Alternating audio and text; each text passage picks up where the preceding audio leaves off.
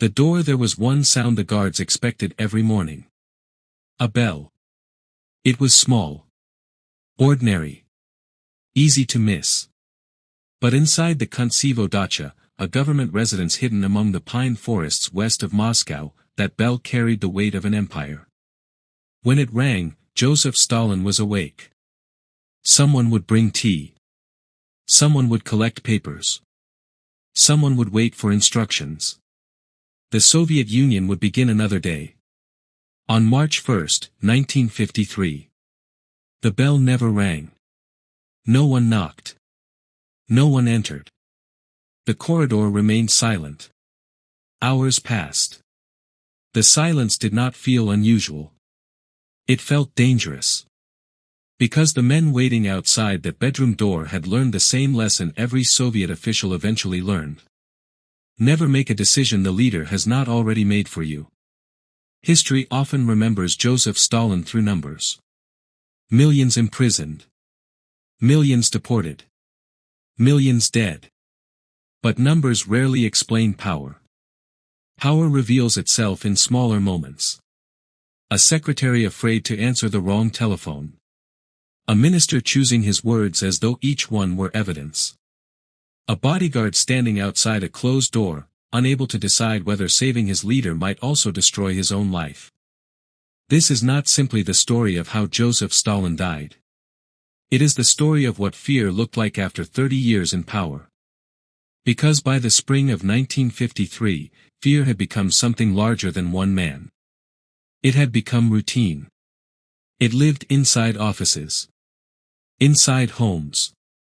Inside families. Inside the habits of people who no longer remembered what life without it felt like.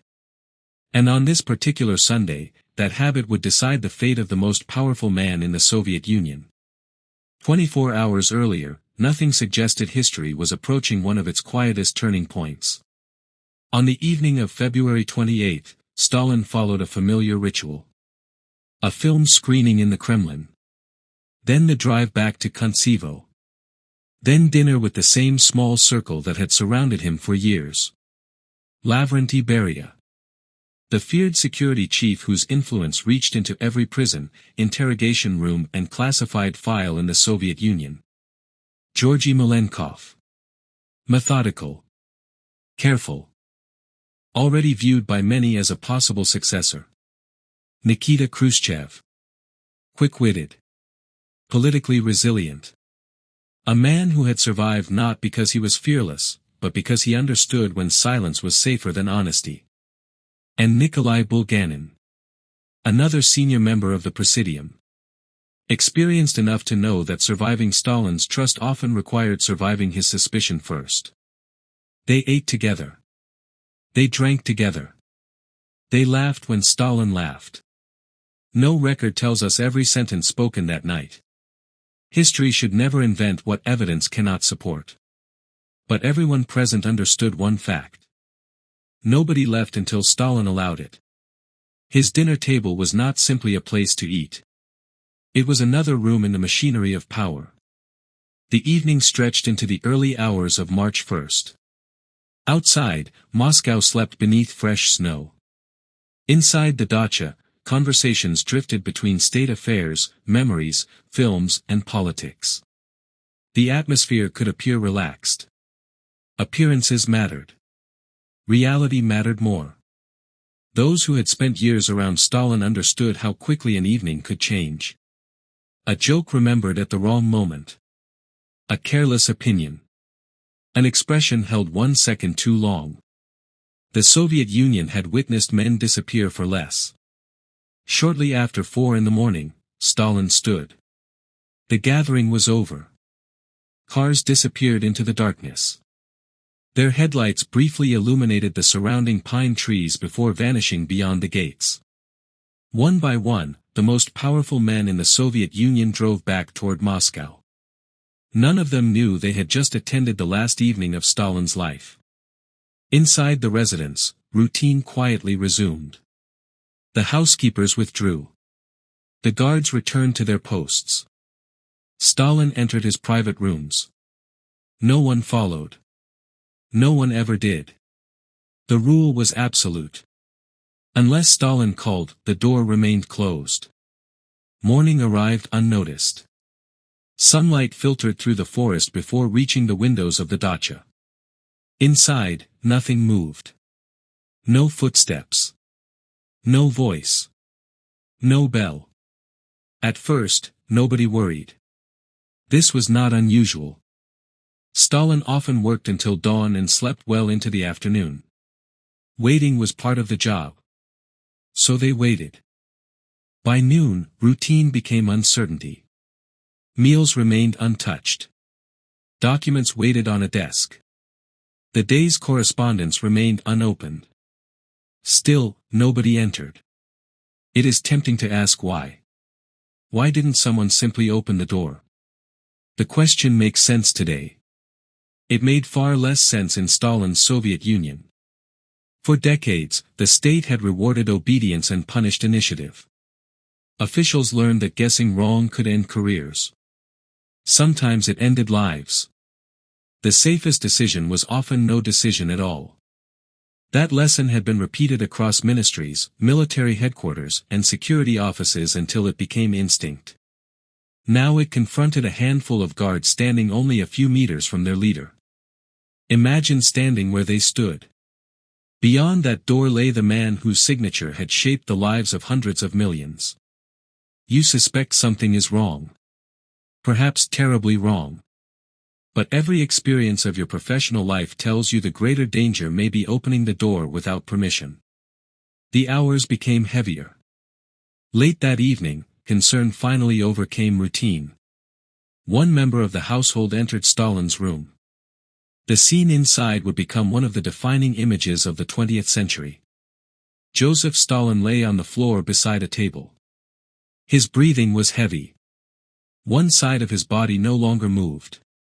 He had lost control of his speech. Nearby lay a watch that had fallen with him. The ruler who had dictated the lives of nations could no longer lift himself from a carpet. For several moments, no one knew what to do. Not because they lacked compassion. Because even now, the first question was not how to save Joseph Stalin. The first question was, who had the authority to act? The first telephone call did not summon doctors. It summoned power. Inside the Soviet Union, there were procedures for almost everything. There were procedures for mobilizing armies. Procedures for protecting nuclear secrets. Procedures for arresting ministers. But there was no clear procedure for this. Joseph Stalin had suffered what appeared to be a catastrophic stroke. Yet no one wanted to become the man who declared it an emergency. The guards reported what they had seen. The message traveled upward. Not to physicians. To politicians. Hours earlier, the same men had shared Stalin's dinner table. Now they returned to the Kuntsevo dacha under entirely different circumstances. Their cars passed once more through the pine forest. Only this time, nobody knew whether they were driving toward the recovery of their leader, or the beginning of a new Soviet Union. When Lavrenty Beria entered the room, he did not find the commanding figure who had dominated the Kremlin for decades. He found an old man lying on the floor, unable to rise. Unable to command. Unable to speak with clarity. For years, Stalin's voice had determined who lived, who disappeared, and who rose through the ranks of the Communist Party. Now that voice had been reduced to broken sounds. It is one of history's cruelest reversals. The man who had demanded absolute control over an empire no longer possessed control over his own body. The room remained strangely quiet. Not because there was nothing to say. Because every sentence carried consequences. Later memoirs describe Beria's behavior differently. Some portray him as dismissive, insisting that Stalin was merely asleep and should not be disturbed. Others suggest moments of concern followed by calculation. Historians continue to debate exactly what happened inside that room, and the surviving accounts do not agree on every detail. What is beyond serious dispute is this: medical treatment did not begin immediately. And every passing minute reduced Stalin's chance of survival. The delay has become one of the most debated episodes in 20th century political history. Was it paralysis? Was it fear? Was it political calculation? The evidence cannot answer every question. But it answers one. The system Stalin had built could no longer respond without him. For years, initiative had been dangerous. Now initiative was essential. Few people knew how to exercise it. Only after senior leaders had gathered were doctors finally summoned. Even that decision carried its own irony. Only weeks earlier, the Soviet government had publicly accused a group of Kremlin physicians of conspiring to murder senior officials. The campaign became known as the Doctor's Plot. Some of the country's most experienced specialists had already been arrested. Others had been discredited. Medicine itself had become politically suspect. Now, the state suddenly needed exactly the people it had spent months accusing of treason. History rarely writes irony this precisely. By the time physicians reached the dacha, Stalin had remained without proper treatment for many hours. Their examination revealed what many already feared. He had suffered a massive cerebral hemorrhage. His condition was grave. The official language remained careful. Those standing around the bed understood the truth more clearly. Joseph Stalin was dying. For the first time in decades, the Soviet Union faced a future it had never seriously prepared for. One question quietly entered every room of the Kremlin. Who comes next? The answer was far from obvious. Unlike many monarchs, Stalin had never named a political heir. Perhaps deliberately. Keeping potential successors uncertain had long been one of his methods of maintaining authority. No single subordinate became powerful enough to challenge him. The consequence of that strategy now unfolded before their eyes. There was no obvious transition. Only competing ambitions wrapped in public loyalty. Beria watched carefully. So did Malenkov. So did Khrushchev. Each understood that history was beginning to move with extraordinary speed. Yet no one could acknowledge it aloud. Not while Stalin still breathed. Imagine standing in that room. The man lying before you had shaped nearly every decision of your adult life. His signature had launched purges. His speeches had inspired victories. His suspicions had destroyed countless careers. Now he opened his eyes only briefly. He could not lead. He could scarcely communicate. Around his bed stood the very people who owed everything to his power. Within months, many would become rivals. Some would become enemies. One would eventually denounce Stalin before the Communist Party itself, altering the course of Soviet history. But none of that had happened yet. For now, they waited. Not for instructions. For death. Outside the dacha, ordinary Soviet citizens knew nothing of the crisis unfolding behind its guarded walls. Newspapers carried no headlines. Radio broadcasts continued as normal. Factories opened. Trains departed on schedule. Children attended school. An empire of nearly 180 million people continued its routine, while the man who had dominated its political life for a generation fought for every breath. It is one of the defining contradictions of dictatorship. Power appears absolute. Until the moment it depends on a single failing human body. Inside the bedroom, doctors did what they could. Blood pressure was monitored. Supportive treatment was given according to the medical knowledge of the time. But there was no operation capable of reversing such a catastrophic stroke. There was no miracle waiting beyond the next hour. Only time. And time was no longer on Stalin's side. As night settled once again over the pine forest surrounding the Kuntsevo dacha, the silence returned. Not the silence of uncertainty. The silence of inevitability. The closed door that had protected the most feared ruler in Europe had become something else. A boundary between two eras. On one side lay the Soviet Union Stalin had built. On the other, a struggle for power that would reshape the Cold War, expose the crimes of the dictatorship, and consume some of the very men now standing at his bedside. Joseph Stalin was still alive. But the age of Stalin was already ending. Time behaved strangely inside the Kuntsevo dacha. Outside, March continued as it always had. Snow softened the roads leading toward Moscow. Factories opened before sunrise. Trains crossed frozen countryside. Millions of Soviet citizens followed routines they had repeated for years, unaware that history had slowed to the rhythm of one man's breathing. Inside Stalin's bedroom, time almost stopped.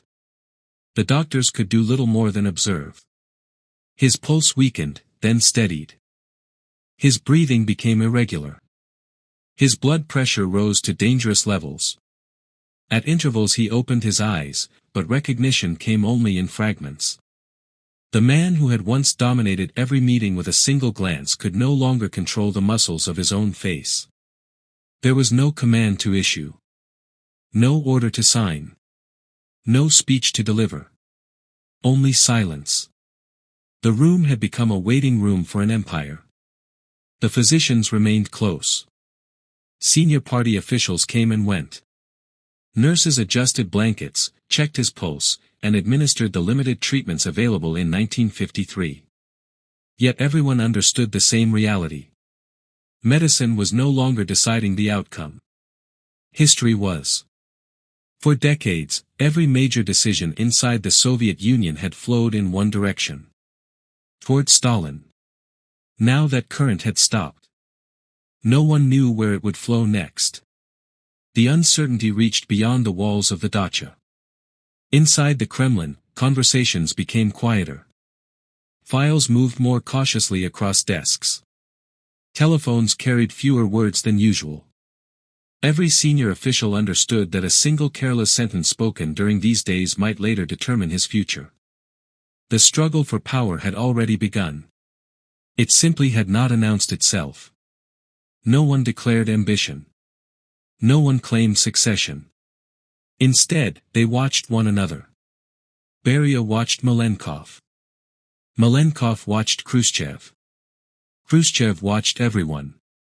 Years of political survival had taught them the same lesson Stalin himself had taught the nation. The first man to move was often the first man to fall. Across the Soviet Union, rumors spread despite official silence. Government secrecy could delay information. It could not erase curiosity. Why had Stalin disappeared from public view? Why were meetings being postponed? Why had official broadcasts become strangely restrained? Questions traveled faster than answers. Yet ordinary citizens still knew almost nothing. Behind the guarded walls of Kuntsevo, Joseph Stalin remained alive. Officially. But power had already begun separating itself from the man who had held it for nearly 3 decades. History rarely announces the exact moment an era ends. Sometimes. It simply grows quieter. On March 3, Soviet newspapers finally acknowledged that Stalin had suffered a serious illness. The announcement was written in the careful language of state authority. It listed the physicians treating him. It described a cerebral hemorrhage. It spoke of high blood pressure and paralysis. Millions read those words with disbelief. For an entire generation, Stalin had seemed permanent. Governments changed. Wars came and went. Entire nations disappeared from maps. Stalin remained. The possibility that he might die had become almost unimaginable.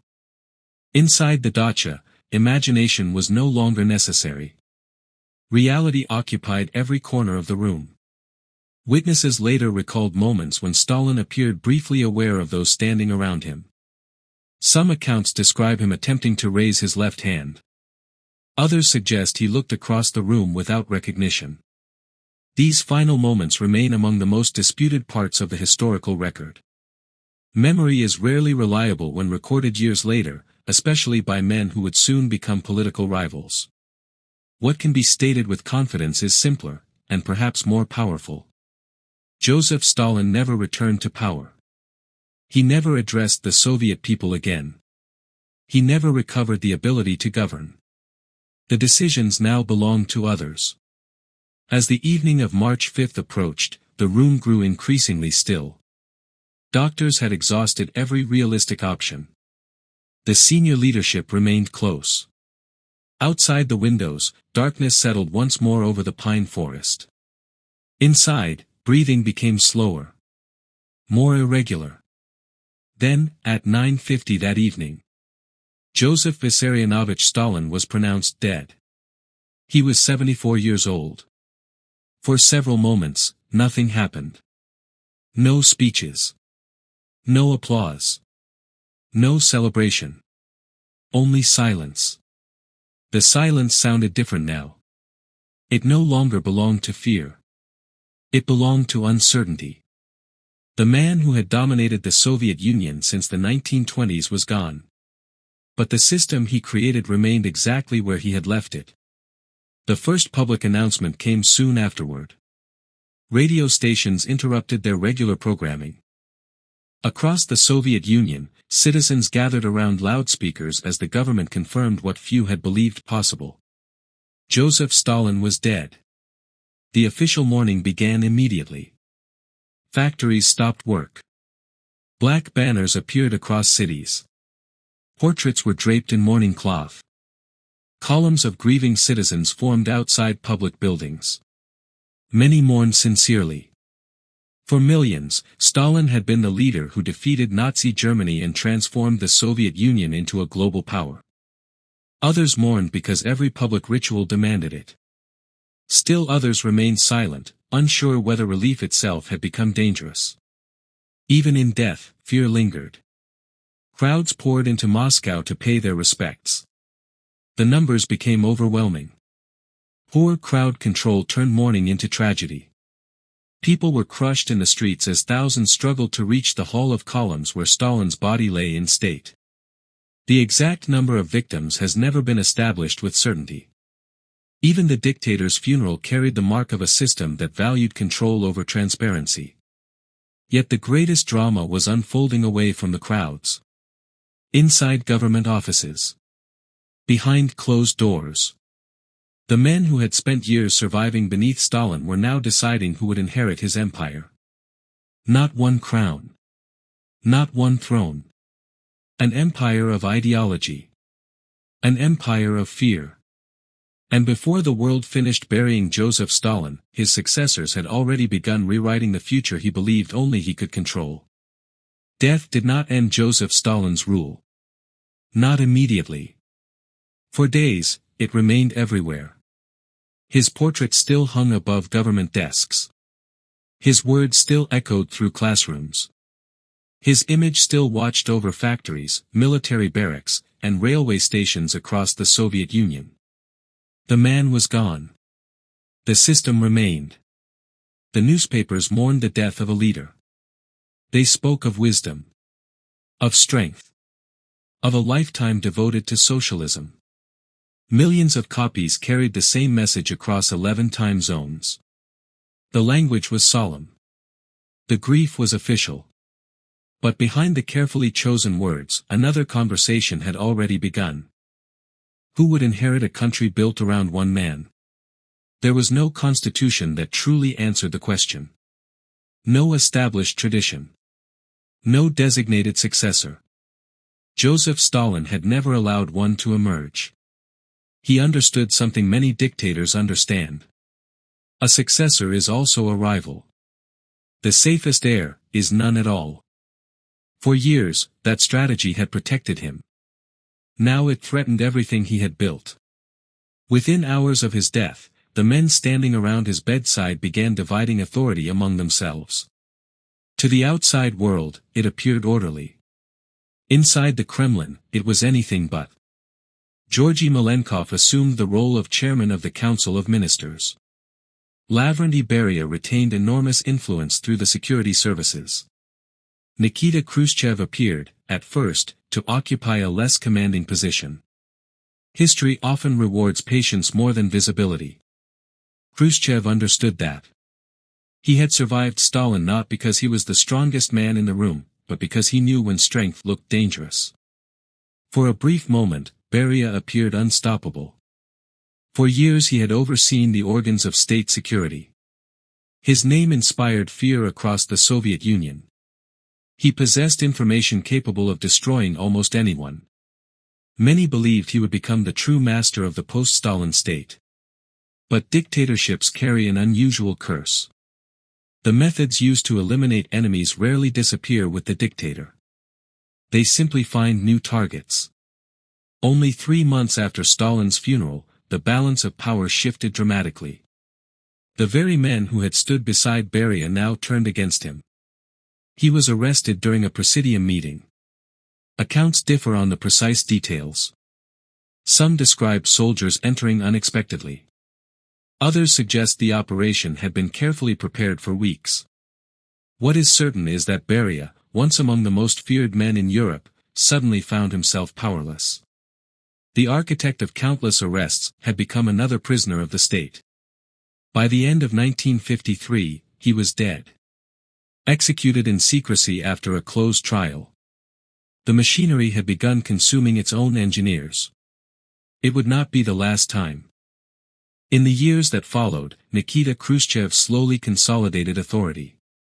Unlike Stalin, he did not attempt to preserve the illusion that nothing had happened. Instead, he did something almost unimaginable.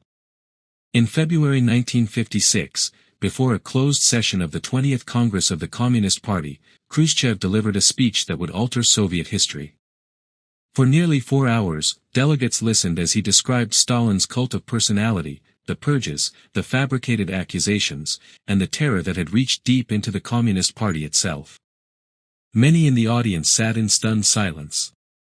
Some later recalled feeling physically ill. Others simply refused to believe what they were hearing. The speech did not dismantle the Soviet system. Far from it. But it did something equally significant. It shattered the myth that Stalin had been beyond criticism. The man whose portrait had once seemed untouchable became a subject of official condemnation. Statues disappeared. Cities changed names. Prisoners slowly returned from labor camps. Families who had spent decades whispering behind closed doors began speaking a little more openly. The fear did not vanish. History is rarely so generous. But it changed.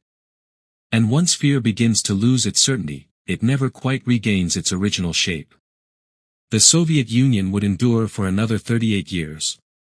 It would launch the first satellite. The first human into space. It would compete with the United States across continents and oceans. Yet something fundamental had shifted inside the system. Its most powerful leader had died not on a battlefield.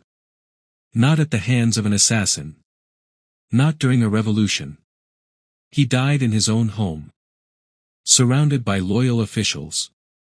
Protected by armed guards. Within reach of telephones. Within reach of doctors. Yet separated from all of them by the very fear he had spent decades cultivating. History often searches for dramatic endings. Sometimes they exist. Sometimes they do not. The end of Joseph Stalin's life was not dramatic because of the stroke. It was dramatic because of the silence that followed. A silence created by millions of smaller silences. The official who chose not to question an order. The doctor afraid to speak honestly. The judge who signed a sentence he knew was unjust. The neighbor who looked away. The guard who waited outside a closed door. Each decision seemed insignificant. Together, they created one of the most powerful dictatorships in modern history. And, in the end, they also revealed its greatest weakness. Return, for a moment, to that corridor in the Kuntsevo dacha. The same wooden door. The same waiting guards. The same silence. Nothing about the door was extraordinary. It was made of wood. It had a brass handle. It opened inward. What made it extraordinary was everything standing outside it. Fear. Obedience. Habit. A lifetime of waiting for permission. The door did not imprison Joseph Stalin. He had the key. He owned the house. He commanded the guards. He ruled an empire stretching across 2 continents. Yet when he collapsed behind it, the prison he had built for others quietly became his own. For nearly 3 decades, Joseph Stalin taught an empire never to act without his command. On the first day of March 1953. That lesson was obeyed perfectly. And history has rarely recorded a more devastating act of obedience. Because in the end, the last victim of Stalin's dictatorship was Joseph Stalin himself. Power had demanded absolute obedience. History delivered it. And that obedience became the one order no one ever gave. True history. No myth. No mercy.